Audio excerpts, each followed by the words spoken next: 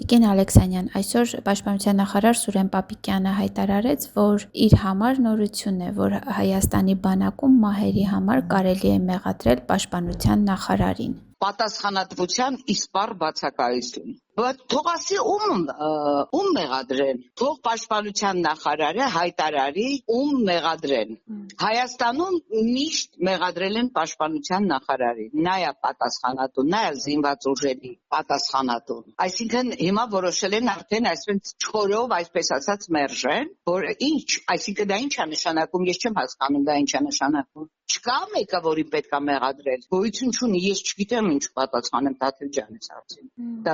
Նորությունը սա է, ոչ թե այն ինչ որ նախարարը ասել է, որ Հայաստանում նորություն է, որ Պաշտպանության նախարարն են։ Իսկ որպես մարդ, որպես նախարար, չի հետաքրքրում իրան այդ մահերը։ Ինչ է ասում ինքը, բայց խոսում է ինքը այդ մահերի մասին, հանկարծ հիմա պարզվեց, որ ինքը այդ մահերի հետ որևէ կապ չունի, իրան չպետք է մեղադրեն։ Նաև բանակի հետ կապված հայտարարություններ արել Նիկոլ Փաշինյանը, մասնավորապես նշելով, որ բանակում դեպքերի մի մեծ հատվածը կապված է, այսպես ասած, պոստում քննելու խնդրի հետ։ Հիմա այդ պրոբլեմը ավելի է սրվել, որովհետև երբ որ խաղաղություն չէ, ժամապահության մեջ գտնվող զինվորն ինքն էլ մտավախություն ուներ, որ եթե քնի, իր ֆիզիկական անվտանգությունը կվտանգվի։ Ցինիզմ է ուղղակի, որ այդ խաղաղությունից փաստորեն քնում են ու զոհեր են լինում։ Բանակում ես երեք գրառում եմ արել, որ բազմաթիվ տարածված դեպքեր կան եւ նույն ձևի այդ քնելը, այնպես չի որ այդ քնելը շատ տարածված է բանակում ավելի շատ տարածված է հրամանատարների նսեմացնելը զինվորներին, չգիտեմ, այնտեղ պարտքեր կուտակելը, չգիտեմ, եւ բազմաթիվ այդ միջանձնային հարաբերություններ։ Իդեպ ես ասեմ, որ ես 30 տարի բանակով զբաղվում եմ, ես շատ քիչ դեպքեր եմ հանդիպել, որ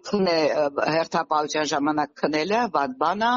ես գիտեմ, եզակի դեպքեր կարող եմ հիշել։ Ու թող իզուր տեղը չբերեն եւ դրա վրա մոգոնի ինչ որ պատմություն Փաշինյանը։ Այդ քնելու,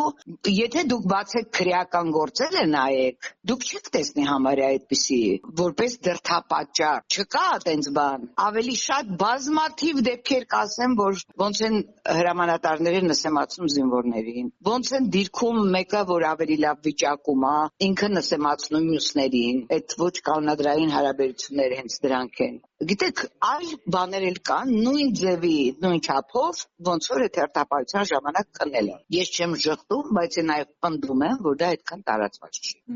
Որ հիմա դրա վրա հեքիաթներ հորինեն ու խաղաղության հետ կապեն։ Նույնիսկ գիտեք ինչի եմ ցինիզմ համարում, որ փաստորեն 4 զոհերի դեպքում 1 ամսում, եւ այսօր էլ ասում եք այդ ինքնասպանության դեպքը, այսինքն 5 զոհերի դեպքում նա խոսում է խաղաղությունից։ Այսինքն գիտեք ինչ աստիճանի անտարբերությունը, ինչ աստիճանի, գիտեք Վազգեն Սարգսյանը ասում էր, որ լսում եմ ներսում մահվան դեպք ա եղել բանակի ներսում, ողնաշարս ոնց որ կոտրվեր։ Հետաքրքիր է, իրանց ողնաշարը կոտրվում է թե չէ։ Եվ այդ ծառայության հետ չկապվածը, ով է դա որոշել, որ դա ծառայության հետ կապված է կամ կապված չի։ Այսօր դեպքը եղել է ու իրանք արդեն դա գիտեն։ Ինչ մեխանիզմով են դա որոշում։ Ինչը հանձնաժողով ունեն, ինչ ունեն, ինչ իրավական հիմք կա։ Ով է որոշում, աչքաչափով են որոշում։ Երբեք չի եղել բանակում դա։ Ժամանակին դատախազությունը փորձում էր այդպիսի բաներ անել, բայց Պաշտպանության նախարարությունում դա չի եղել։ Ես ինքս հետաքրքրվել եմ, երբ որ դատախազության այդպիսի տվյալներ էի տեսնում, որ ասում էին կապված է զինվորական ծառայության հետ կամ կապված չի։ Հիմա խաղաղությունը զինվորները խորն են, ինձ թվում է ծաղրում է։